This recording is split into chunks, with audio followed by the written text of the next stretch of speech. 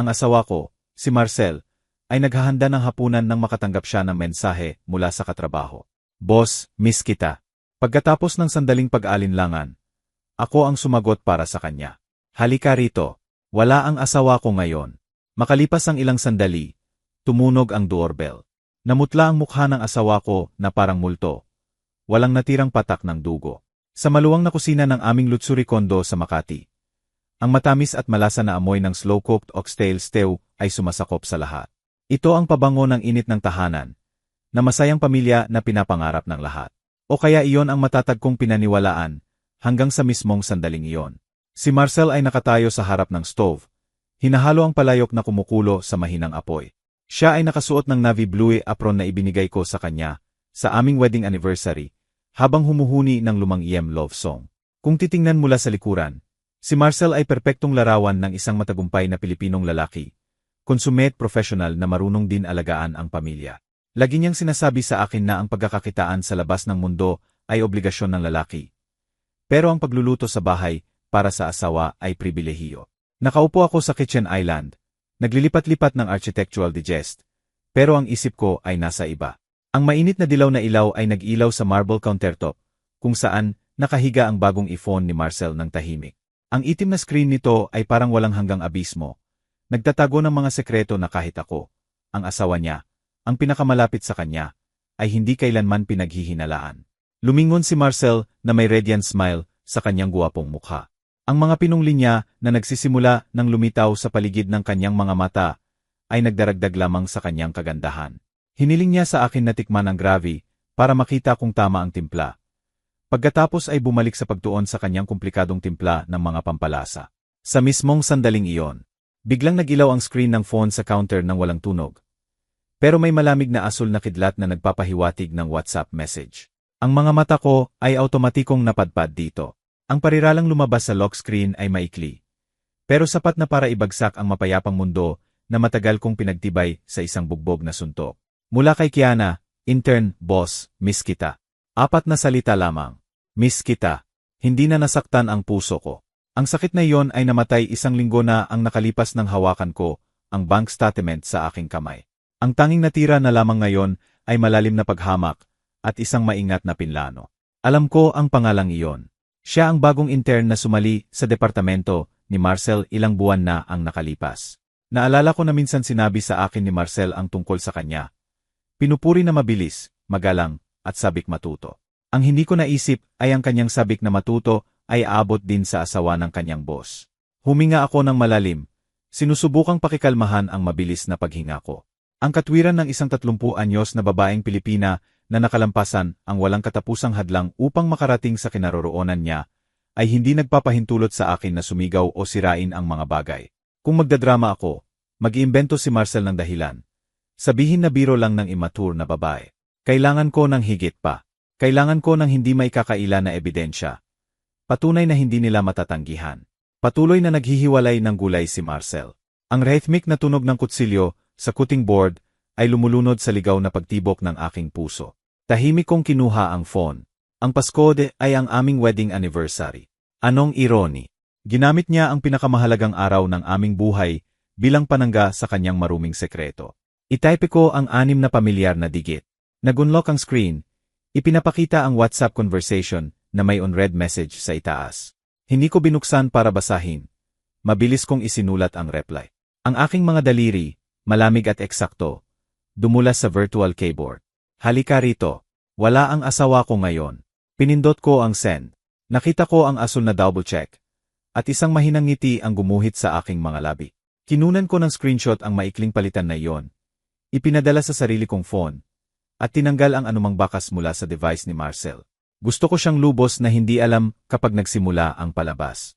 Inilagay ko ulit ang smartphone ng eksakto sa parehong lugar. Sa parehong anggulo. Bahagyang nanginginig ang aking mga kamay. Hindi sa takot, kundi sa pinipigil na galit na kumukulo sa pinakamalalim na bahagi ng aking kaluluwa. Tiningnan ko ang likod ni Marcel. Siya pa rin ang parehong lalaki na may parehong dedicated na hitsura. Pero ngayon sa aking mga mata, lahat ay nakakadiri na hypocrisy. Ginagampanan niya ang papel ng perpektong asawa. Pero ang isip niya ay malamang na lumilipad sa kanyang batang, magandang kabit. Kung gusto niyang gumanap sa ganitong pagpapanggap ng lubusan, Ako mismo ang magdidirekta ng malungkot na huling eksena. Inayos ko ang buhok ko, pinakalma ang ekspresyon ko, at sinubukang bumalik sa aking karaniwang kalmado. Ang bagyo sa loob ko ay nanatiling nakatago sa likod ng seren na tingin. Naghihintay ng pagkakataon na wasakin ang lahat sa daan. Magiging mahabang gabi ito. Inilabas ni Marcel ang mainit na oxtail stew sa malaking serving dish at inilagay sa gitna ng mesa. Ang matinding amoy ng allspice, thyme, at baka ay kumalat sa dining room. Gamit ang tela, maingat niyang pinunasan kahit ang pinakamaliit na tilamsik sa gilid ng plato. Kahapon, ang delikasi na iyon ay magpapagalaw sa akin hanggang sa yakapin ko siya. Ngayon, ang pagdingin sa stew na iyon ay parang pagdingin sa lason na pinahiran ng asukal.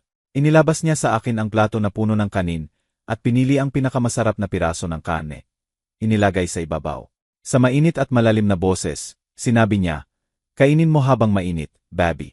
Niluto ko ang karne hanggang mahulog sa buto. Ipinagmamalaki pa niya na pumunta sa 3 iba't ibang palengke para hanapin ang pinakamagandang hiwa lamang para alagaan ako ng nararapat. Tinanggap ko ang plato mula sa kamay ng asawa ko. Ginagawa ang superhuman effort para hindi manginig. Dinala ko ang piraso ng karne sa bibig at dahan-dahang ninuya. Napaka-tender nito, at ang gravy ay may tamang kick na gusto ko. Pero habang nilulunok ko, naramdaman ko ang mapait, nakakasuka na lasa, na parang ninunguya ko ang abo.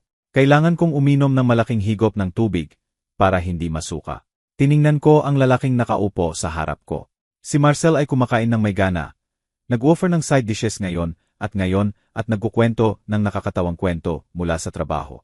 Nag-usas siya tungkol sa bagong project, kung paano siya binati ng C at ng kanyang plano para sa promotion ngayong taon.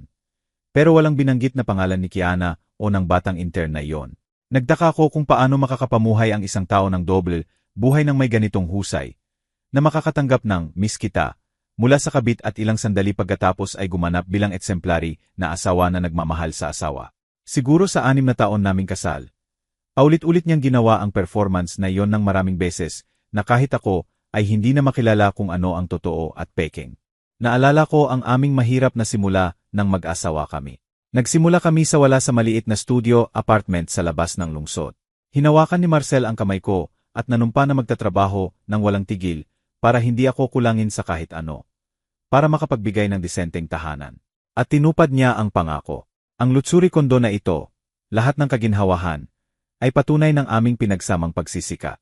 Pero mukhang habang lumalaki ang material na kasaganaan, nagsisimula ring magbago ang mga puso. Ang pagkabusog ay nagbigay daan sa mababang pagnanasa, at ang dedikadong asawa na minsang nagbahagi ng simpleng sandwich sa kanya ay mukhang walang lasa na kumpara sa mga sariwang batang babae sa labas. Nagkunwaring busog, inilagay ko ang kagamitan sa pagkain. Sinabi ko na medyo pagod ako at wala masyadong gana. Agad na nagpakita ng pag-aalala si Marcel. Tumayo siya, lumapit sa akin, at inilagay ang kamay sa noo ko para tingnan kung may lagnat. Mainit ang kamay niya, pero sa sandaling hinawakan ang balat ko, naramdaman ko ang lamig na tumagos sa buto. Bahagyang iniiwasan ang kanyang hypocritical na haplos. Nag-excuse ako para kumuha ng tubig. Sumulya ako sa relo sa dingding.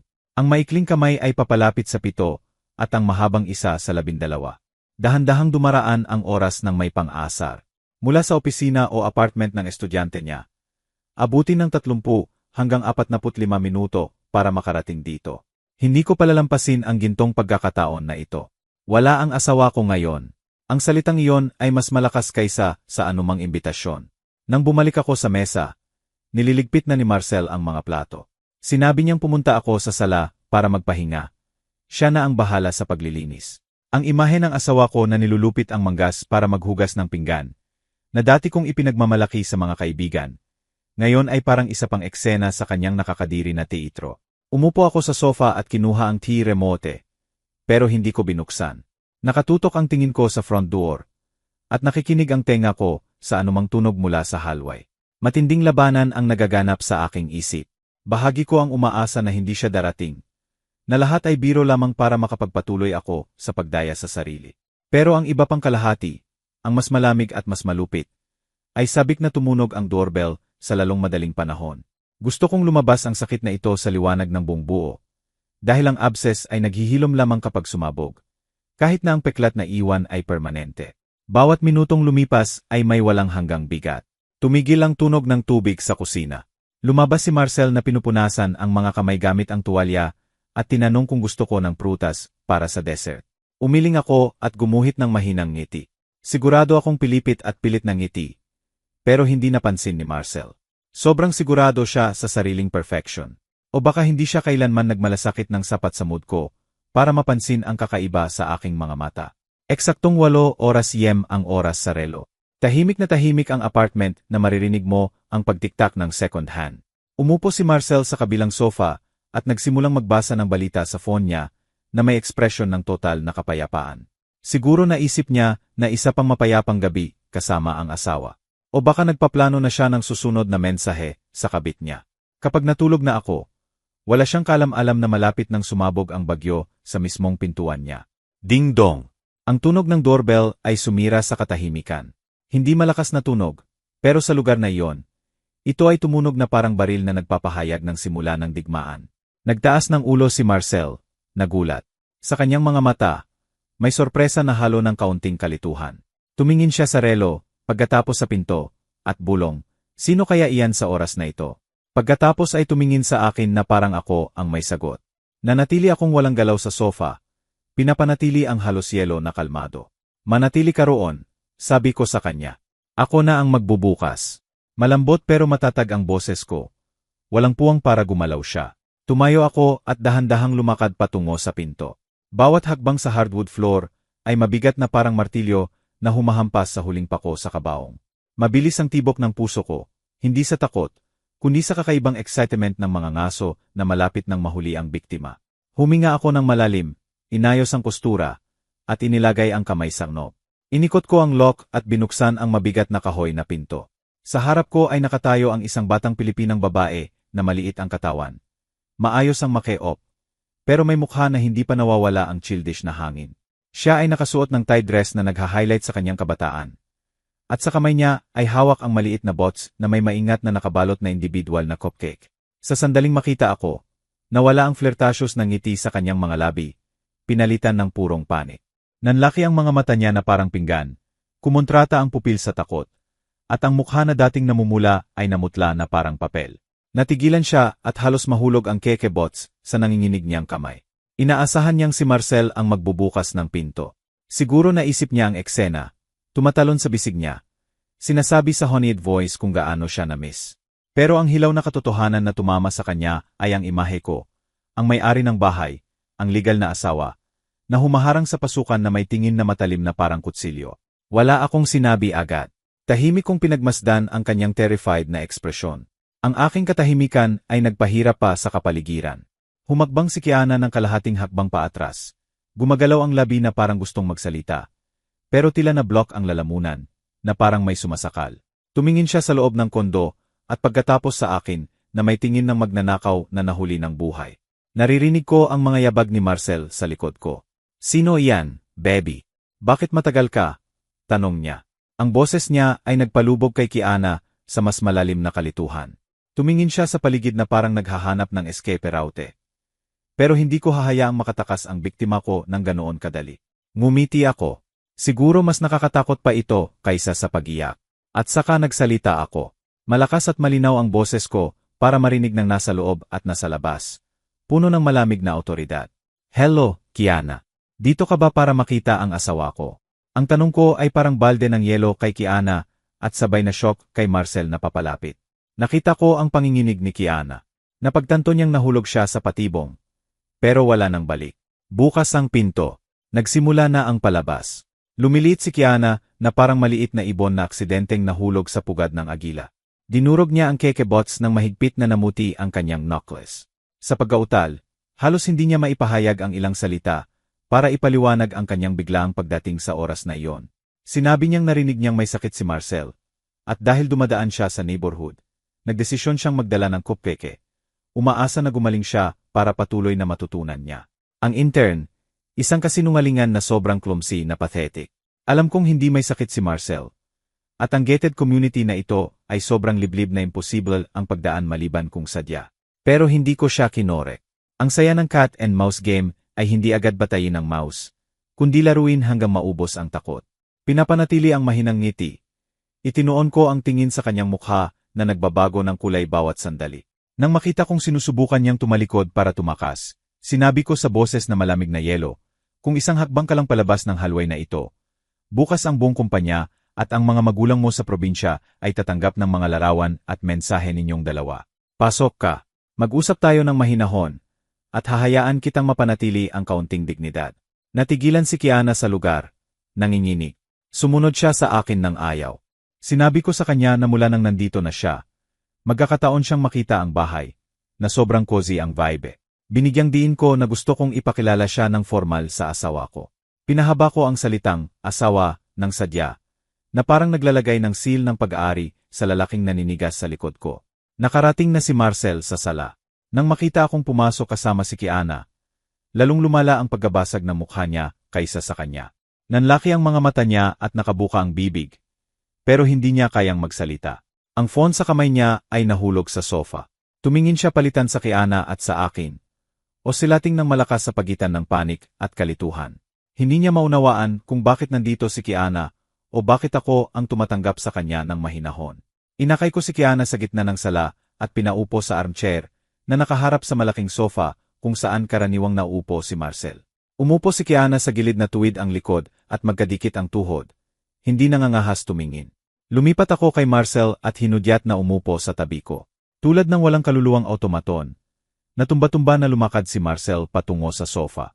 Kahit na nakanegatibo 24 degrees C ang AC, mga patak ng pawis ang lumalabas sa noo niya. Umupo siya ng pinakamalayo sa akin, na parang ako ay bomba na malapit sumabog. Nagsimula ako sa introductions. Tinuro ko si Kiana kay Marcel at sinabi na siya ang magandang intern na madalas niyang pinupuri na dumating para bisitahin siya sa kalagitnaan ng gabi na may keke pa, nang malaman na may sakit ang boss. Pagkatapos ay ipinakilala ko si Marcel kay Kiana. Sinasabi na siya ang pinaka-exemplary na asawa sa buong mundo. Lalaking hindi kailanman nagbigay ng disappointment sa akin. Bawat papuri ko ay parang karayom na tumutusok sa balat ni Marcel. Nakita ko siyang lumiliit. Napansin ko ang pleading look ni Kiana kay Marcel. Inaasahan niya ang salita mula sa kanya. Dahilan, reassuring gesture para iligtas siya sa sitwasyon. Pero ang tanging natanggap niya ay duwag na pag-iwas. Pinanatili ni Marcel ang ulo na nakayuko. Naglalaro sa laylayan ng shirt. Hindi nangangahas magsalita. Ang kanyang duwag ay nagdagdag lamang sa paghamak ko. At siguro kahit si Kiana ay nagsimulang makaramdam ng disappointment. Ang lalaking mukhang admirable at authoritative sa opisina ay naging pathetic na maliit na lalaki na natatakot sa asawa kaysa sa leon ng mahuli sa pangangaliwa. Tumayo ako na sinasabing mag-offer ako ng inumin sa bisita. Tinanong ko si Kiana kung ano ang gusto niya. Orange juice, tubig, o mainit na tsaa. Sa halos hindi marinig na boses, sinabi niyang tubig na lang. Ngumiti ako at nagpunta sa kusina. Ang sala ay nalunod sa libing na katahimikan. Alam ko na kapag nawala ako, magpapalitan sila ng panicked looks. Pero hindi sila maglalakas loob magsalita sa takot na marinig ko. At iyon mismo ang gusto ko. Hayaang kainin ng takot ang isip nila ng paunti-unti. Sa kusina, sadyang gumawa ako ng ingay. Kinukuha ang mga baso at plato para malaman nila na malapit pa rin ako. Nakikinig sa lahat. Binuksan ko ang kabinet at dumaan sa mahal na Waterford crystal na ginagamit para sa importanteng bisita. Huminto ang kamay ko sa pack ng manipis na disposable plastic cups, yung ginagamit sa handaan o sa water dispenser. Kinuha ko ang isa at nilagyan ng tubig mula sa gripo. Hindi aksidente ang pagpili. Gusto kong ipahiya si Kiana sa pinakamaliit na detalye. Gusto kong maunawaan niya na ang lugar niya sa bahay na ito, sa buhay natin, ay mura at pansamantala na parang kop na iyon. Bagay na ginagamit at itinatapon, hindi sulit panatilihin. Bumalik ako sa sala na may tray at inilagay ang plastic cup na may tubig sa harap ni Kiana. Para kay Marcel at sa akin, nagserve ako ng tsaa sa eleganteng fine china cups na may gold rims. Ang matinding kontrast sa pagitan ng dalawang uri ng baso ay halata sa glass tub. Tiningnan ni Kiana ang plastic cup na hindi bagay sa luxurious tub at namula ng husto ang mukha niya sa kahihiyan. Naintindihan niya ang mensahe. Ito ay salita hindi insulto, pero mas malalim at matalim kaysa sa anumang mura. Umupo ako sa tabi ni Marcel. Sa pagkakataong ito sadyang dumikit sa kanya. Hinawakan ko ang braso niya at inilagay ang ulo ko sa balikat niya na may affectionate gesture. Nanigas si Marcel na parang kahoy na manika. Tense ang muscles. Sa pamamagitan ng manipis niyang shirt, nararamdaman ko ang frantic na pagtibok ng kanyang puso. Patuloy na dumudulas ang malamig na pawis sa kanyang sentido. Sinimulan ko ang usapan sa hypothetical na social questions. Tinanong ko si Kiana kung paano ang internship, kung sobrang demanding ba si Marcel sa kanya, kung hindi ba niya inaharas ang mga intern. Habang nagsasalita ako, hinahaplos ko ang braso ni Marcel at binibigyan siya ng loving looks paminsan-minsan. Sumasagot si Kiana sa monosyllables.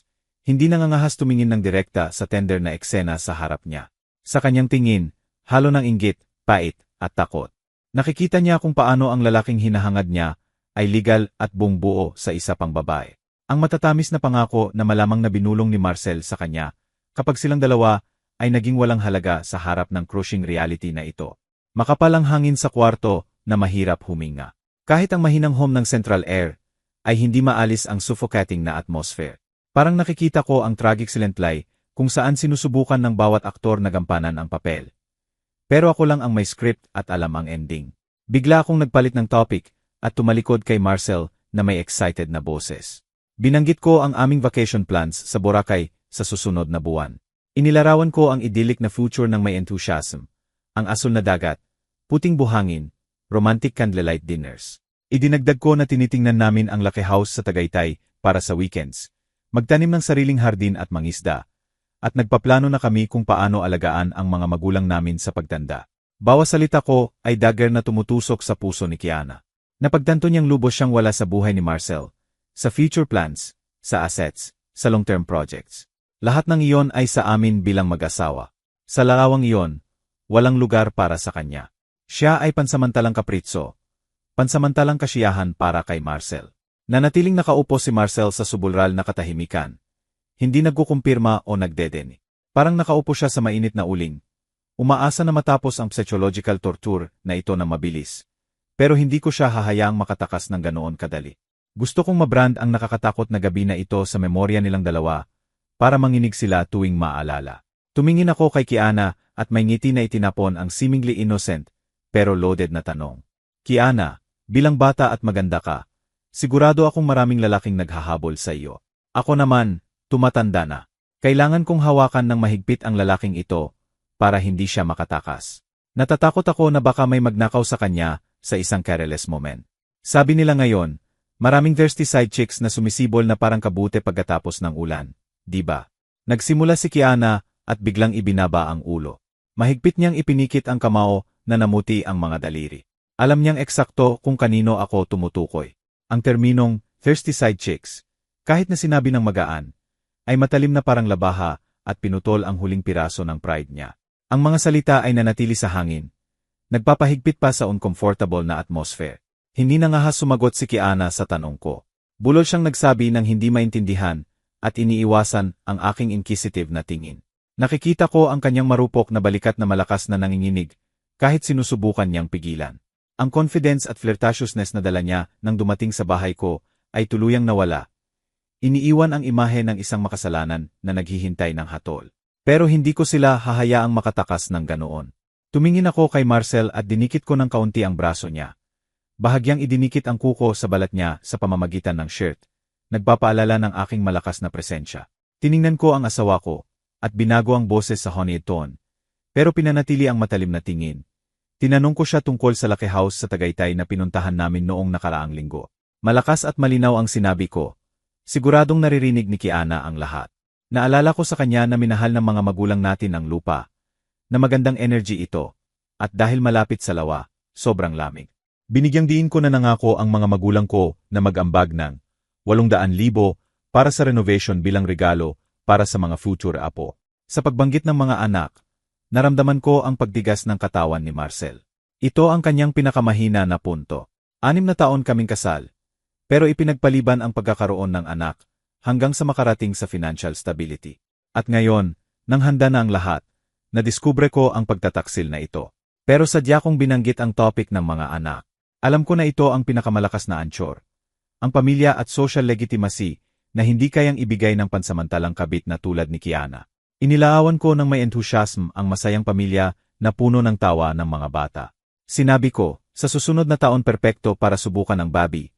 Sa edad natin, ito ang ideal time, at sana lalaki. Pagkatapos ay tumingin ako kay Kiana at tinanong kung hindi niya sa tingin ay wonderful plan ito. Sa direkta na tanong, nagulat si Kiana at nahulog ang kutsara na hawak niya. Ang tunog ng metal sa porcelain saucer ay matalim sa katahimikan. Mabilis niyang kinuha ito at sa namumulang mukha, bulol na sinabi, magandang plano iyan. Sigurado akong magiging masaya kayo. Gaano ka-ironic ang pilit na blessing mula sa labi ng karibal. Alam ko sa loob niya ay sumisigaw. Sinunog ng inggit. Dumating siya dito umaasa na makagawa ng espasyo sa buhay namin. Pero ang tanging natagpuan niya ay matibay na deklarasyon ng future kung saan wala siyang lugar. Ang malalaking assets, solid family ties, long-term plans, lahat ay bumubuo ng hindi matibag na peder na nagpoprotekta sa kasal na ito. Peder na hindi kayang wasakin ng isang tulad niya, na walang maya-alok. Patuloy ko ang psychological attack sa financial side. Sinabi ko kay Marcel, bukas gagawin ko ang transfer para sa down payment ng bahay. Kaya pirmahan mo na mabilis ang papeles para sa title change. Sadya kong binigyang diin na sa pangalan naming dalawa ang bahay. Ito ay deklarasyon ng sovereignty sa aming assets. Babala na ang lahat ng kay Marcel ay nakatali sa akin. At kung iwan niya ako, mawawala sa kanya ang lahat. Si Marcel, pawisan ng husto, tumango. Gusto niyang tumahimik ako. Itigil ang pagpapahirap sa kanya gamit ang matatamis na salita tungkol sa future na mas nakakatakot kaysa sa banta sa kutsilyo. Alam niyang eksakto ang babala sa likod ng bawat salita ko. Huwag maging tanga at huwag ipalit ang lahat ng mayroon ka sa pansamantalang kasiyahan. Ang usapan tungkol sa bahay at mga anak ay parang sinipsip ang huling patak ng buhay kay Kiana. Lumiliit siya sa armchair. Yakap-yakap ang baso ng tubig na parang naghahanap ng init na matagal nang nawala. Palitan kong tiningnan ang manipis na plastic cup sa kamay niya at ang gold-rimmed cup sa akin. Sa cruel na kasiyahan, itinaas ko ang cup ko, uminom, at sinarap ang subtle aroma ng high-quality green tea. Kinomento ko kung gaano kasarap ang tsaa, malinaw at smooth ang lasa. Nag-alok ako kay Kiana, pero tumigil ang tingin ko sa plastic cup niya na may false pity. Kiana, okay ka lang ba sa tubig lang? Gusto mo bang gawan kita ng orange juice? Medyo bland ang tubig. Di ba? Mabait ang boses ko, na parang charitable lady na nagbibigay ng limos sa pulubi. Pero may nuance ng paghamak. Mabilis na umiling si Kiana gamit ang kamay. Hindi, okay lang ako. Nauhaw lang ako. Sapat na ang tubig. Ayaw kong maging abala. Ang salitang abala na ginamit niya ay mukhang katawa-tawa. Ang mismong presensya niya dito, sa oras na ito, ay ang pinakamalaking abala. Inilagay ko ang cup sa mesa. Ang tuyo at matibay na tunog ng porcelain sa glass ay nanatili sa kwarto. Tumingin ako kay Marcel. Nakaupo pa rin siya na parang bangkay na nakadikit ang mata sa dulo ng sapatos. Nagdesisyon akong mas isali siya sa masayang laro na ito. Sinabi ko sa kanya na hiwain ang ilang mansanas para sa bisita. Dapat maging gentleman ang lalaki sa bahay. Paano mo may iwan ang bisita roon ng walang alaga? Parang natamaan ng kuryente si Marcel. Tumalon at nagpunta sa kusina para sa mansanas at kutsilyo. Klumsi niyang binabalat ang prutas, nanginginig ang kamay, nag-iwan ng jagged at malalaking balat. Ang lalaking minsang nag-ukit ng bulaklak mula sa karot, para sa akin, ay hindi na makabalat ng simpleng mansanas sa harap ng kabit. Ngayon ay short-circuiting ang isip niya. Paralisado ng takot ang lahat ng senses at skills niya. Nang ilagay niya ang plato ng mansanas sa mesa, tinusok ko ang pinakamasarap na piraso gamit ang tinidor at dinala direkta sa bibig ni Marcel. Buka, baby. Pakainin kita. Huwag hawakan ng kamay mo. Marumi. Nagdalawang isip si Marcel sandali. Pero sa wakas ay tinanggap ang mansanas na inyalok ko. Ang eksena na mag-asawang nagpapakainan ng may pagmamahal sa harap ng ikatlong tao ay natural pero sobrang provocative. Itinulak ko ang plato ng mansanas kay Kiana. Kain ka rin, Kiana. Honey crisp ito. Napaka-crispy at matamis. Tiningnan ni Kiana ang piraso ng mansanas na kinain ni Marcel. At pagkatapos ang plato sa harap niya, na parang may buhol sa lalamunan.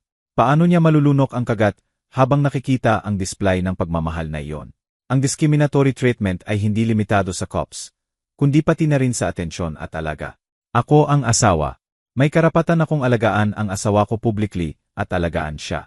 Siya naman, kahit gaano kagusto ni Marcel sa labas, dito sa loob ay intruder. Forced spectator ng happiness show ng aming kasal. Nakita ko ang pamumula ng mga mata ni Kiana. Siguro umiyak siya sa loob. O baka nagsisisi sa katangahan na pumunta dito para mapahiya ng ganito. Pero wala akong awa. Namatay ang compassion ko sa sandaling makita ang mensahe na, "Miss kita," sa screen ng phone. Ang awa ay lutsuri na hindi ko ibinibigay sa mga sumusubok sirain ang kaligayahan ng tahanan ng iba. Nanaig muli ang katahimikan sa sala. Pero sa pagkakataong ito ay amoy baril ang hangin. Si Kiana, siguro para basagin ang tensyon o subukang ibalik ang imahe bilang konsiderete sa harap ni Marcel. Nilinaw ang lalamunan at mahinhin na tinanong tungkol sa kalusugan niya. Boss, paano ang tiyan mo? Mas mababa na ba ang sakit? Mababa ang boses niya, pero may sincere na pag-aalala. Nag-alok pa siyang ipapadala ng nanay niya ang garapon ng honey with bawang mula sa probinsya nila sa Timog. Nasabi niya ay mabuti sa tiyan. Nang marinig iyon, namutla si Marcel. Mabilis siyang umiling gamit ang kamay. Sinasabing okay lang siya, hindi na kailangan. Sumulya siya sa akin. Takot na takot. Alam na ang stupid na kabit niya ay gumawa ng fatal mistake. Ipinakita niya ang kalaman sa private life ng boss na lampas sa normal na professional relationship. Naglabas ako ng tawa. Maikli at malamig na chuckle na nagpanginig sa kanilang dalawa. Tiningnan ko si Kiana nang matalim na parang mababasa ko ang kaluluwa niya. Wow, Kiana. Talagang nag-alala ka sa boss mo. Tingnan mo iyan. Ang asawa na nakatira at natutulog sa parehong kama ay hindi pa nagagawa ang honey with bawang na iyon. Pero ikaw, intern na ilang buwan pa lang dito. Paano mo alam ang tungkol sa sakit niya? Sadya kong pinahaba ang mga salitang, nakatira at natutulog sa parehong kama, para ipaalala kay Kiana ang lugar niya. Walang tigil at patuloy akong umaatake. Nagrereklamo ba si Marcel tungkol sa sakit niya sa opisina sa harap mo? O madalas kayong magkita ng mag-isa kaya alam mo kahit ang detalye ng diet niya? Natigilan si Kiana. Mula-pula ang mukha niya ay naging purple. Bulol na sinabi na nakita niya lang siyang humahawak sa tiyan na may sakit na ekspresyon sa opisina at tinanong lang sa assumption. Nakakaawa na dahilan. Alam kong chronic ang stomach issues ni Marcel. Para hindi masira ang imahe bilang strong leader, bihira siyang magpakita ng kahinaan sa publiko. Ginagawa niya lang iyon kapag silang dalawa lang ng taong pinagkakatiwalaan. Binigyan ko si Marcel ng withering look. At ikaw, bakit mo pinapagalala ang empleyado mo sa trabaho? Sa susunod, kung masakit, sabihin mo sa asawa mo.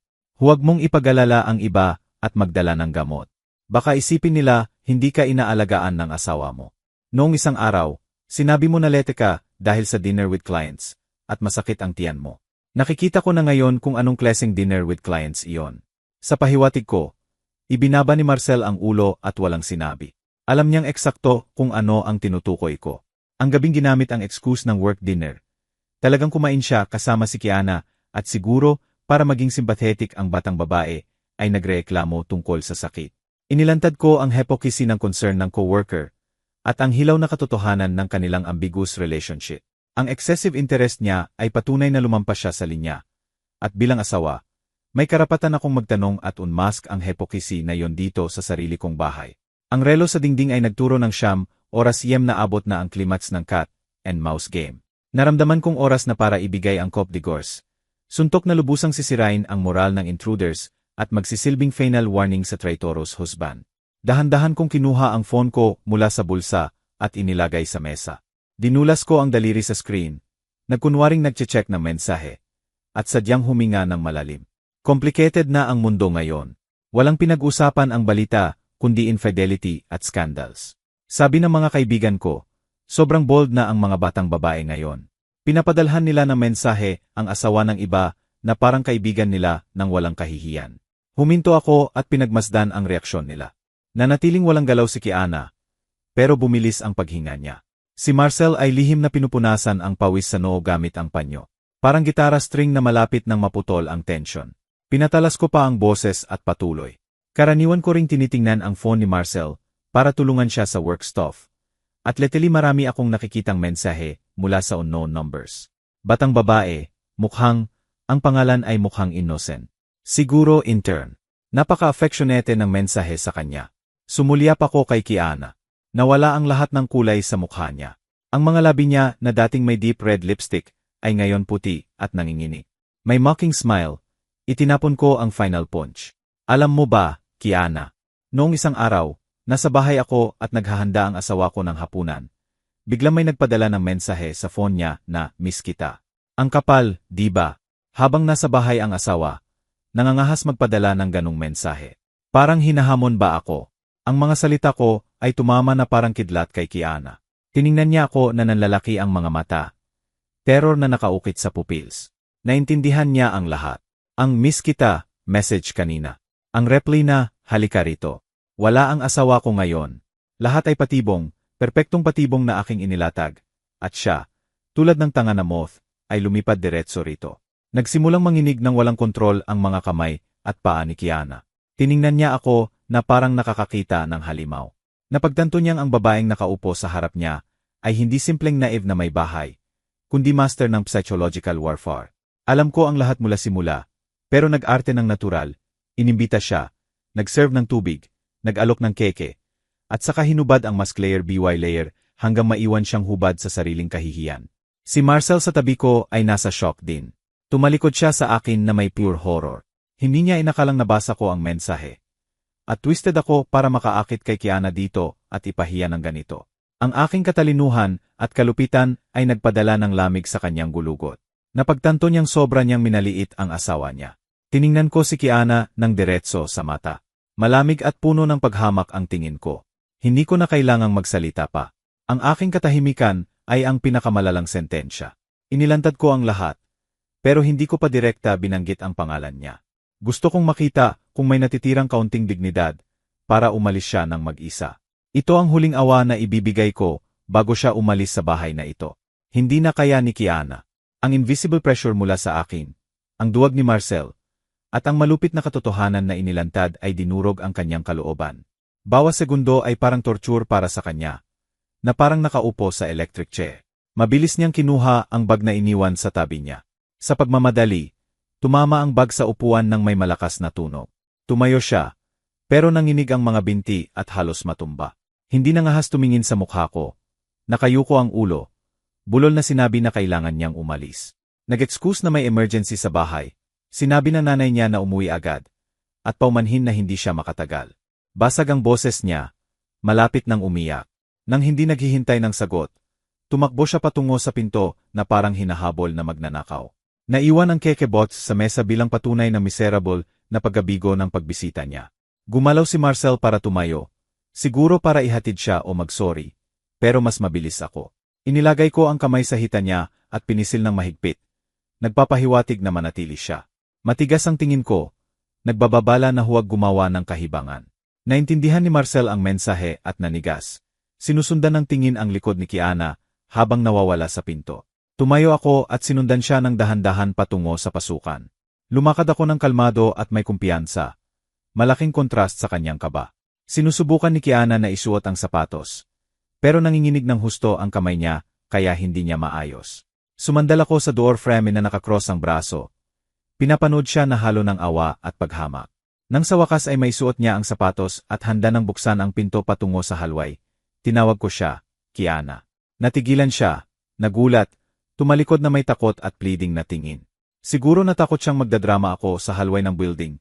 Murahin siya, o hawakan ang buhok, pero hindi. Ang dignidad ko ay hindi nagpapahintulot na maging hudrat. Lumapit ako at bumulong sa kanyang tenga. Sapat lang para kami lang ang makarinig. Malambot ang boses ko na parang hangin, pero malamig na parang sinaunang yelo. Sa susunod na pumunta ka para makita ang asawa ko, tumawag muna. Kung mag-ikot-ikot ka rito sa oras na ito ng gabi, baka magkamali ang mga kapitbahay at isipin na may kakaibang nangyayari sa maayos na bahay na ito. At tandaan mo, hindi laging wala ang asawa ni Marcel. Nang marinig ni Kiana ang mga salita ko, nawala ang lahat ng dugo sa mukha niya. Tumango siya ng paulit-ulit na parang manok na kumukukot. Bulol na sinabi ang, at tumakbo patungo sa elevator. Paulit-ulit niyang pinindot ang buton, na parang gustong makatakas agad. Ang kanyang maliit, mag-isa, at pathetic na figura ay nailawan laban sa maliwanag na ilaw ng hallway. Pinanood ko siya hanggang isara ang pinto ng elevator, at tuluyang lunukin siya. Mahinang ngiti ang gumuhit sa aking mga labi. Isa na, natapos. Ang batang biktima ay natakot ng husto. Ngayon, kahit bayaran pa siya, hindi na siya lalapit sa asawa ko. Pero hindi pa tapos ang digmaan. Ang pangunahing kaaway, ang nagdulot ng pinakamalalim na sugat sa akin, ay nananatili pa rin sa sala. Tumalikod ako at sinara ang pinto ng malakas. Ang tuyong tunog ng lock ay nanatili sa apartment. Ito ang simula ng paghatol sa traitorous na asawa. Huminga ako ng malalim, ibinalik ang malamig na ekspresyon, at lumakad papasok. Isinara ng kahoy na pinto ang apartment na puno na nakamamatay na hangin mula sa labas. Ang ngiti ng tagumpay na gumuhit sa aking mga labi ay namatay na parang kandila sa hangin. Hindi ako diretso pabalik sa sala. Nanatili akong nakatayo ng ilang segundo. Mahigpit na hawak ang malamig na doorknob. Ang alon ng pagsusuka mula sa tiyan ko ay hindi makayanan. Brilliant ang performance ko. Pero ang presyo ay malalim na sugat na dumudugo sa aking puso. Tumalikod ako at dahan-dahang lumakad patungo sa sala. Si Marcel ay nasa paihong pwesto pa rin. Walang galaw sa cream-colored leather sofa. Nakayuko ang ulo, magkadikit ang kamay sa tuhod. Nakakaawa ang hitsura niya. Malayo sa sophisticated at self-assured na asawa na dati siya. Pero ang kanyang kahirapan ay hindi nagbigay ng kahit kaunting awa sa akin. Sa halip, lalo lamang nadagdagan ang paghamak ko. Lumapit ako sa kanya, kinuha ang smartphone na iniwan sa mesa, tiningnan siya, pagkatapos ang phone, at bigla, sa matalim na galaw, binato ko ito ng malakas sa glass table. Crack! Ang matalim at marahas na tunog ay sumira sa suffocating na katahimikan. Basag ang screen ng phone sa mga pira-piraso. Ang mga bitak ay kumalat na parang spiderweb. Perpektong salamin ng aming kasal. Sa sandaling iyon, nagulat si Marcel. Tiningnan ako na namutla sa takot. Nag-cross arms ako at tiningnan siya mula sa itaas na may yelo na tingin. Sa boses na matalim at matatag, walang emosyon. Sinabi ko, ipaliwanag mo. Ang mensahe na, halika rito. Wala ang asawa ko ngayon. Ako ang nag-send niyan. Akala mo ba tanga ako na walang alam? At ganun na lang, natigilan si Marcel na nakabuka ang bibig. Tiningnan ako ng hindi makapaniwala. Hindi niya inakalang ipapakita ko ang card ng mabilis at malakas. Siguro naisip niya na vague suspicions lang ang mayroon ako. Pero hindi niya inakalang kontrolado ko ang lahat mula simula. Nanginginig ang labi niya. Sinusubukang magsalita ng pathetic na dahilan. Baby, misunderstanding lang. Katrabaho lang kami. Ang pagdating niya ngayon ay total surprise sa akin. I swear, wala akong alam. Sinubukan niyang maging biktima. Iniiwasan ng mga mata niya ang tingin ko. Naglabas ako ng mapait na tawa. Katrabaho. Katrabaho ang nagpapadala ng mensahe ng 8 oras na miss kita. Katrabaho ang mas nakakaalam kaysa sa asawa mo tungkol sa eating habits at ailments mo. Katrabaho ang nangahas pumunta sa bahay mo na akala ay wala ang asawa. Lumapit ako sa kanya, tiningnan ng diretso sa mukha, at sinabi, binibigyang diin ang bawat pantig. Huwag mo akong lokohin. 6 na taon na tayong nagtutuluyan. Kilala kita, higit pa sa kilala mo ang sarili mo. Ang furtive look na iyon, ang pagtalon ng marinig ang doorbell, ang duwag na atitude sa harap ng kabit, lahat ay nagbigay sa iyo. Ibaba ni Marcel ang ulo, hindi nangangahas sumagot. Alam niyang sa harap ng ganitong halatang katotohanan, walang silbi ang kahit anong kasinungalingan. Ang kanyang katahimikan ay ang pinakalinaw na pag-amin. Naramdaman ko ang malaking disappointment. Ang lalaking minahal at pinagkatiwalaan ko ng bulag ay walang iba kundi maruming sinungaling, duwag, hindi kayang tanggapin ang responsibilidad sa ginawa. Ang katahimikan ni Marcel ay nagdagdag ng kahoy sa apoy ng galit ko. Hindi ko kailangan ng empty apologies niya.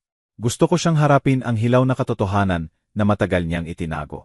Pumunta ako sa bag ko na nasa kabinet at kinuha ang stack ng papeles na inihanda ko kaninang hapon. Mga ebidensya na aking nakalap ng lihim sa nakalipas na linggo mula nang magsimula ang hinala ko. Itinapon ko ang mga papeles sa mukha niya. Ang puting papel ay lumipad at nahulog ng magulo sa nasirang phone. Kinuha ni Marcel ang isang papel. Nanginginig ng husto ang kamay niya. Ito ay bank statement. Ang detalye na nakalipas na 3 buwan. Bilog at binasa ko ang mga transfer kay Kiana Santos na may ambiguous memos tulad ng regalo o launch. Hindi malaki ang halaga, ilang daan bawat isa. Pero ang dalas ay suspicious na mataas. Isang transfer ang namumukod tangi. 80,000 noong nakaang linggo na may memo na Happy Birthday. Tinuro ko ang statement at itinaas ang boses. At paano mo ipapaliwanag ang perang ito? 80,000 na birthday gift para sa intern. Sa birthday ko, baukwet ng bulaklak at simpleng hapunan lang ang sapat sa iyo. Talagang admirable ang generosity mo. Walang salitang mailabas si Marcel. Pawisan ng husto. Hindi niya inakalang alam ko ang finances niya ng ganito kagdetalye. Pero hindi yon ang lahat. Kinuha ko ang screenshots ng WhatsApp conversations na kinuha ko mula sa iPad niya na nakalimutang mag-log out. Flirty messages, dates para sa launch at scene, at kahit ang nakakasuka na sweet na longing. Itinapon ko ang isa pang larawan. Ito ang movie ticket mula 2 linggo na ang nakalipas ng 11 oras noong araw na iyon. Sinabi niya sa akin na late siya dahil sa client dinner. Pero talagang nanood sila ng scene kasama ang kabit. At sa wakas, kinuha ko ang larawan ng mahabang dyed brown na buhok na natagpuan sa passenger seat ng kotse niya. Itim at maiksi ang buhok ko. Walang duda, Kay Kiana iyon. Sa harap ng ganitong hindi may kakaila na patunay, tuluyang bumagsak si Marcel. Wala nang paraan para tanggihan o mag-excuse. Napunit ang mask ng hypocritical morality niya. Inilantad ang tunay na traitorous nature. Nahulog ang braso niya at lumubog sa sofa na may ekspresyon ng kawalan ng pag-asa. At saka siya umiyak, luha ng matandang lalaki, isang bagay na bihira kong makita. Paumanhin. Nabaliw ako sandali. Nahikayat niya ako. Pakiusap, patawarin mo ako kahit isang beses lang. Huli na ang kaumanhin at duwag na dahilan. Inililipat ang sisi sa iba. Pareho lang ang repertoire ng mga lalaking nanloloko. Nahulog ako sa tukso. Hindi ko napigilan. Ang pagiyak niya ay nagpalamig sa puso ko. Pumunta ako sa kusina. Kinuha ko ang palayok ng oxtail stew na maingat niyang inihanda buong hapon. Sa paggamangha ni Marcel, itinapon ko ang buong laman sa basurahan sa sulok. Ang masarap na amoy ng stew ay nahalo sa maasim na amoy ng basura. Lumikha ng nakakasuka na baho. Tumalikod ako kay Marcel at itinapon ang final sentence sa kanya. Ang pagmamahal ko sa iyo ay katulad ng stew na ito. Dati ay masarap at mahalaga. Pero kapag nadumihan na, basura na lang. At hindi ako kumakain ng basura. Ang pagtatapon ko ng pagkain ay parang balde ng malamig na tubig kay Marcel, na parang nagising mula sa delirium. Napagtanto niyang hindi ako nagbibiro. Ang determinasyon sa aking mga mata at aksyon ay nagpahayag ng hindi na mababagong hiwalay. Tumakbo si Marcel patungo sa akin, lumuhod, at niyakap ang mga binti ko. Umiyak siya ng walang kontrol. Nakikiusap na huwag ko siyang iwan, huwag mag-divorce. Nanumpa siyang tatapusin ang lahat kay Kiana, na magre-resign pa sa trabaho kung kinakailangan, na gagawin ang lahat para ayusin ang pagkakamali. Inapela niya ang mga magulang natin, ang 6 na taon ng kasal, sinusubukang hawakan ako. Nanatili akong matigas na parang bato, hinayaan siyang umiyak, niyayakap ang mga binti ko. Patay na ang puso ko. Ang mga sumpa niya ay nagdudulot na lamang ng higit na pagkasuklam sa akin. Kung talagang pinahahalagahan niya ang 6 na taon ng pagmamahal natin, hindi siya matutulog sa ibang babae. Kung talagang iniisip niya ang mga magulang natin, hindi niya hahayaang umabot sa ganito. Malamig kong itinulak ang mga kamay niya at humakbang pa atras.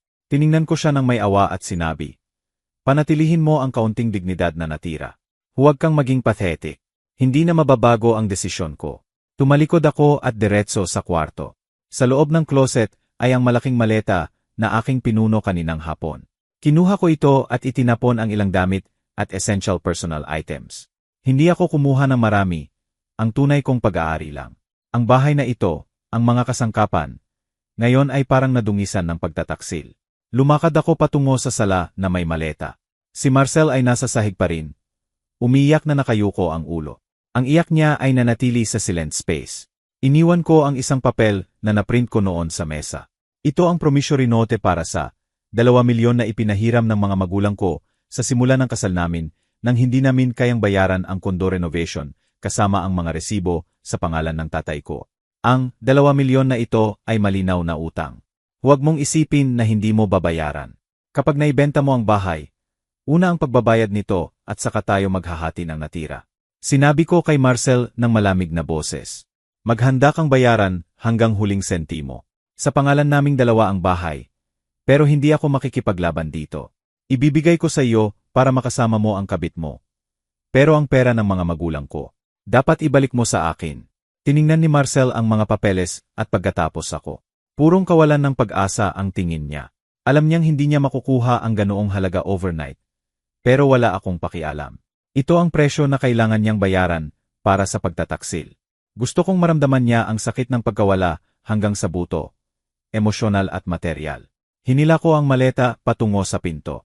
Bago umalis, nagbigay ako ng huling tingin sa bahay. Ang dating tahanan natin ay naging libingan na ng pagmamahal ko. Binuksan ko ang pinto at lumabas sa malamig na hallway. Ang tunog ng pagsara ng pinto sa likod ko ay nanatili muli. Naglalagay ng tuldok sa 6 na taon ng kabataan ko kasama ang syameles na lalaking iyon. Nang hindi lumilingon, lumakad ako ng matatag patungo sa elevator. Bagong buhay ang naghihintay sa akin. Mahirap ito, pero hindi bababa sa malinis at mapayapa. Ang Uber ay dumaan sa walang katao-taong kalye ng gabi ng lungsod. Nakaupo sa likod, pinapanood ang dumadaang streetlights. Blanko ang isip ko, pero kakaibang magaan. Hindi ako umiyak. Parang natuyo ang mga luha sa loob. Nagiging matalim na determinasyon. Patungo ako sa apartment ni Lisandra. Ang best friend ko mula college, si Lisandra ay kilalang lawyer sa lungsod, espesyalista sa divorce at asset disputes. Malakas, matapang, at sobrang talino. Naalerto ko siya ng maaga, kaya naghihintay na siya sa lobby nang dumating ako. Nang makita akong bumaba ng kotse na may payat na mukha at hinila ang maleta, hindi siya nagtanong. Lumapit siya ng tahimik at niyakap ako ng mahigpit. Sa mainit na yakap ng pagkakaibigan, halos masira ako sa pag-iyak, pero pinigilan ko. Hindi pa oras para magpakita ng kahinaan. Inakay ako ni Lisandra patungo sa apartment niya. Maliit pero cozy ang lugar. Puno ng kaaya-ayang amoy ng lemongrass essential oil. Nag-alok siya ng mainit na tsaa at sinabing umupo at ikwento ang lahat. At ginawa ko iyon. Sinabi ko ang lahat mula sa nakakatakot na mensahe hanggang sa teatro na inilatag ko para makaakit kay Kiana sa bahay, ang konfrontasyon kay Marcel at ang desisyon kong umalis. Nagsalita ako ng may kakaibang kalmado, na parang kwento ng iba. Nang matapos, binagsak ni Lisandra ang kamay sa mesa ng may malakas na tunog. Nagmura siya at sinabing magaling na magaling ang ginawa ko, na hindi mapapatawad ang nanlolokong lalaki, at ang paraan ko ng pagharap sa kabit ay top tier. Civilized pero sobrang malupit. Sinimulan ni Lisandra na suriin ang sitwasyon mula sa legal na pananaw. Sinuri niya ang ebidensya na aking nakalap, ang bank statements, messages, photos. Tumango siya at sinabing sapat na yon para manalo sa korte. Nag-alok siyang kunin ang kaso ko kung hindi tatanggap si Marcel ng mutual agreement divorce. Pero sinabi ni Lisandra na bago makarating sa korte, kailangan nating turuan ang perpektong mag-asawa ng leksyon na hindi nila malilimutan habang buhay. Ang divorce ay ang aking kalayaan, pero ang tunay na hustisya ay ang parusa sa traidor. Nagmungkahi siya ng mas subtle na revenge plan.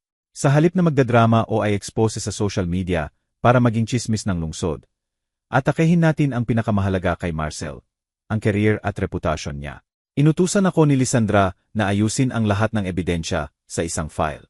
Sinabi niyang tutulungan niya akong mag-draft ng whistleblower email na ipapadala sa management ng kumpanya ni Marcel. Mortal blow sa finances at credibility niya. Libong beses na mas masakit kaysa sa sampal. Tumango ako, pumayag. Nagdama ang aming mga mata, at kita ang determinasyon. Gabi na iyon ang gabing naglano kami ng final battle. Ang 2 araw ng weekend ay lumipas sa nakakatakot na katahimikan. Hindi tumigil si Marcel sa pagtawag at pagpapadala ng mensahe. Pero hindi ko sinagot. Pinatay ko ang phone at inilaan ang lahat ng oras sa bahay ni Lisandra para ihanda ang espesyal na regalo para sa asawa ko at sa kabit niya. Tinulungan ako ni Lisandra na mag-draft ng email. Sa halip na insulto o defamation, gumamit kami ng professional, objective, at matalim na wika na parang indictment. Maikli pero malakas ang subject. Report on internal code of conduct violation and inappropriate relationship between team lead and intern.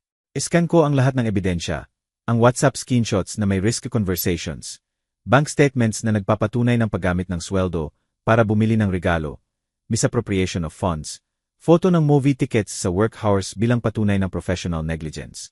Inayos ni Lisandra lahat sa isang EF file na mahigit 10 MB. Malinaw na may dates, times, at places.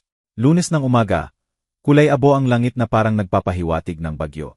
Sa eksaktong 9 oras ang oras na lahat ng office workers ay nakaupo sa desk at nagche-check ng email, binuksan ko ang computer. Si Lisandra, nakaupo sa tabi ko, inilagay ang kamay sa balikat ko bilang suporta. Huminga ako ng malalim at sinuri ang draft sa huling pagkakataon. Kasama sa recipient list ang ER Director, at mga head ng departments na involved. Hindi ko sinend sa buong kumpanya. Ayaw kong maging chismis. Sa mga may kapangyarihan lang na magdesisyon sa kapalaran ni Marcel at Kiana ang sinend ko. Huminto ang mouse cursor sa send button. Mabilis ang tibok ng puso ko, hindi sa takot, kundi sa tension ng decisive moment. Isang click lang ay lubusang magbabago ang buhay ng 3 tao. Mawawala kay Marcel ang career na 0 taon niyang itinayo. Mawawala kay Kiana ang future na nagsisimula pa lang. At ako ay maglalagay ng tuldok sa masakit na nakaraan para magsimula ng bagong pahina. Naalala ko ang makapal na tingin ni Kiana nang dumating sa bahay ko. Naalala ko ang duwag ni Marcel na lumuhod at humingi ng tawad. Naalala ko ang oxtail stew na itinapon sa basura. Nawala ang huling piraso ng awa sa puso ko. Paalam, ex-husband. Bulong ko sa sarili habang pinipindot ng mahigpit ang left mouse button. Sent. Isang maikli at malamig na notification ang lumabas sa screen ng computer.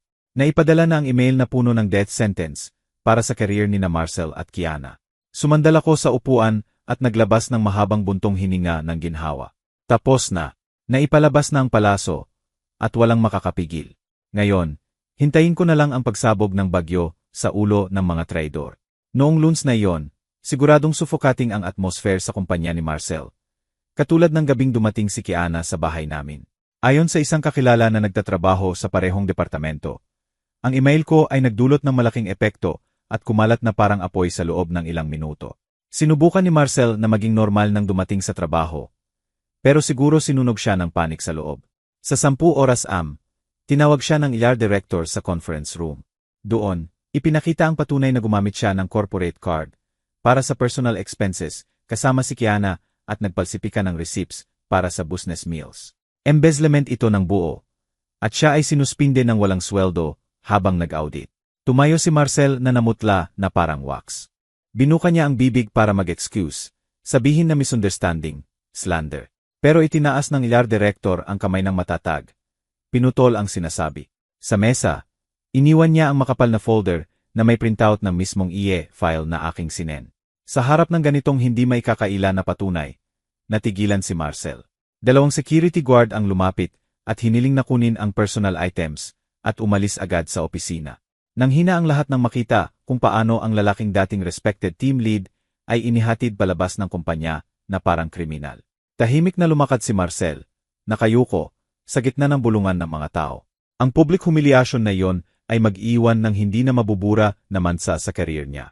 Ako, mula sa bahay ni Lisandra, tinanggap ang balita sa phone ng walang kahit kaunting emosyon. Hindi ako tumawa ng may kasiyahan, ni hindi ako naawa. Ito ang presyo ng pagtataksil. Nang yurakan niya ang kasal natin at habulin ang pagnanasa, siya mismo ang nagsig ng death warrant ng career niya. 3 araw pagkatapos, opisyal ang termination niya. Ang dahilan na ipinaalam sa internal memo ay serious violation of professional ethics at damage sa image at trust ng kumpanya.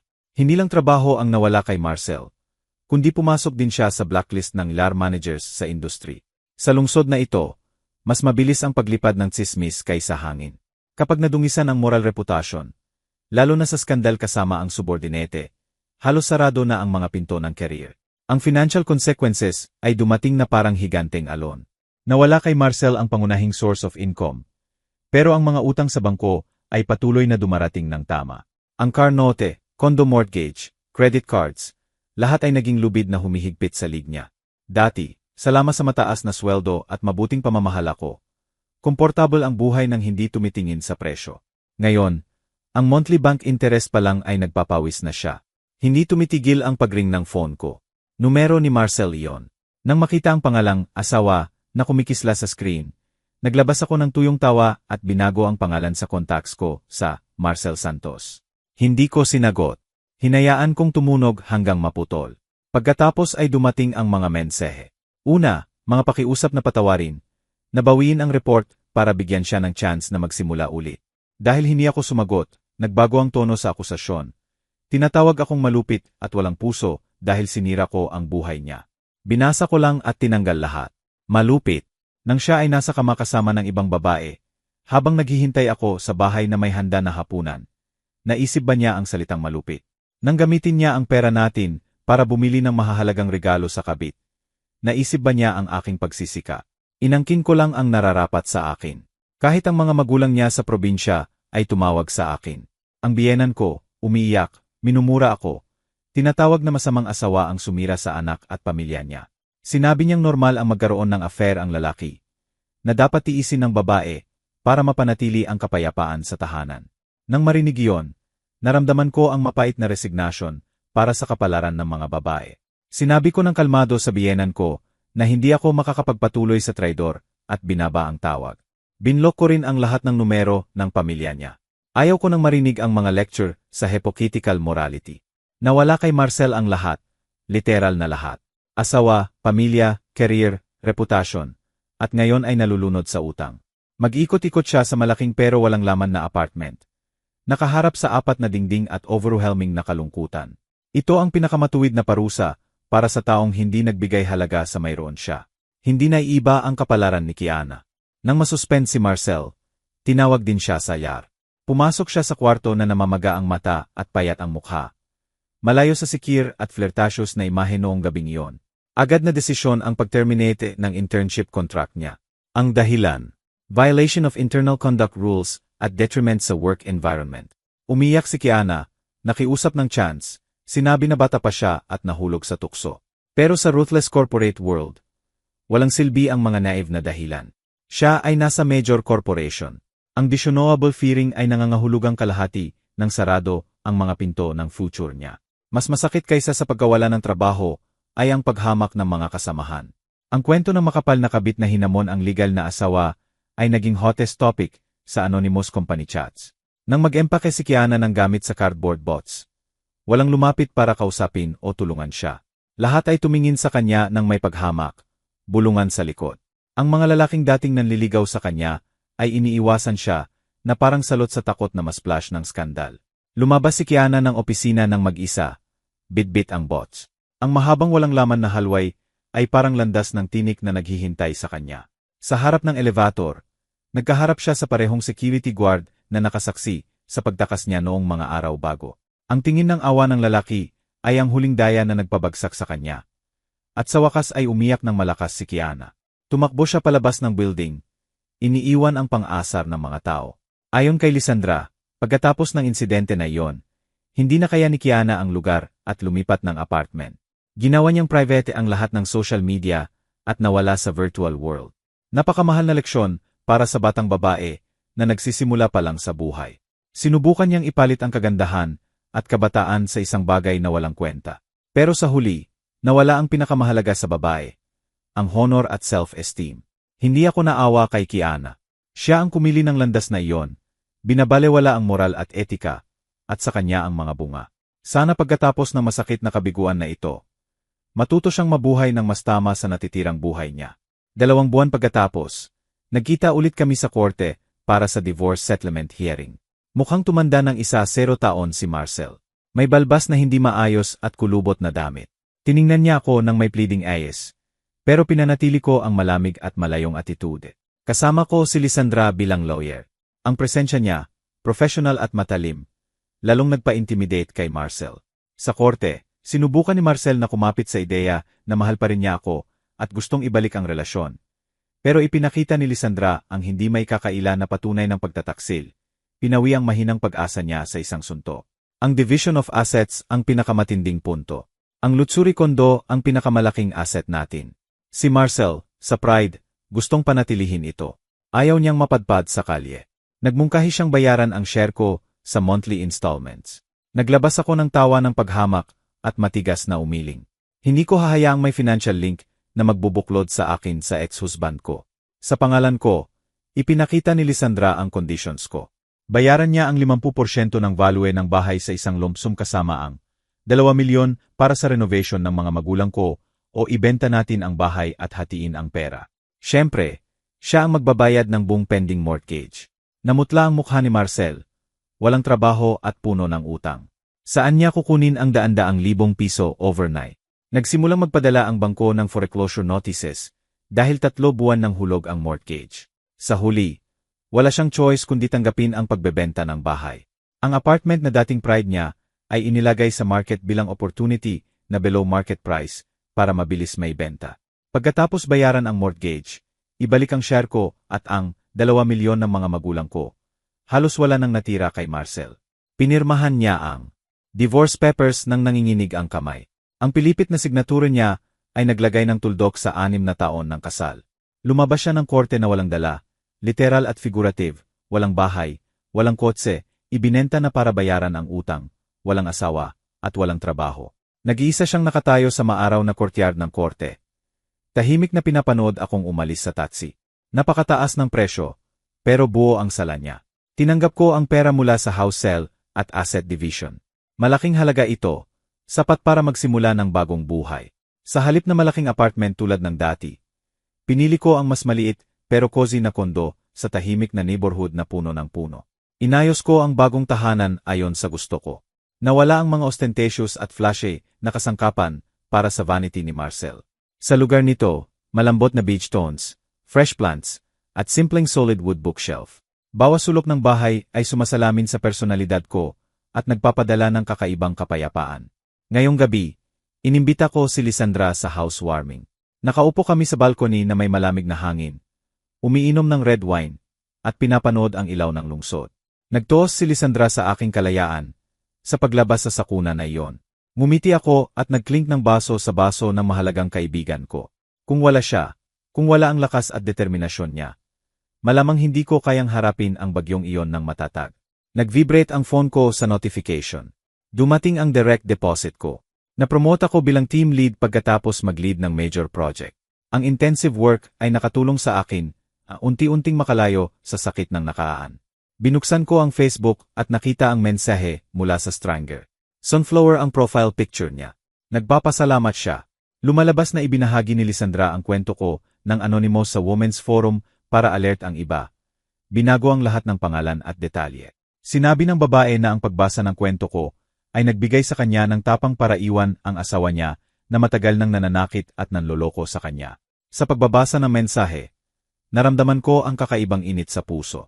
Hindi lubos na walang silbi ang sakit ko.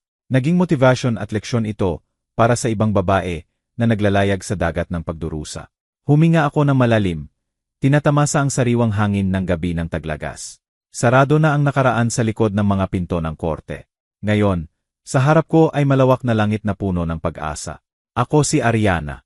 32 anyos ako. Single, independent, at masaya. Ngumiti ako at uminom ng wine. Ang mapait na lasa ng wine at ang matamis na aftertaste na iniiwan sa lalamunan ay katulad ng buhay ko. Ngayon, siguro kailangan muna ng pait para maramdaman ang tamis ng kalayaan. Nagustuhan mo ba ang kwento? At saang lungsod ka nakikinig? Magkita tayo sa comments. Kung nagustuhan mo ang kwento, maaari kang magpadala ng super thanks para makapagbigay ako ng higit pang kwentong ganito. Salamat ng marami sa iyong sweet support. Naghihintay ako ng comments mo sa kwento. Sa screen, makikita mo ang 2 bagong life stories na highly recommended ko. Marami pang iba sa channel ko. Huwag kalimutang mag-subscribe. Kita-kita ulit sa susunod na life story. Sa pagmamahal at respeto.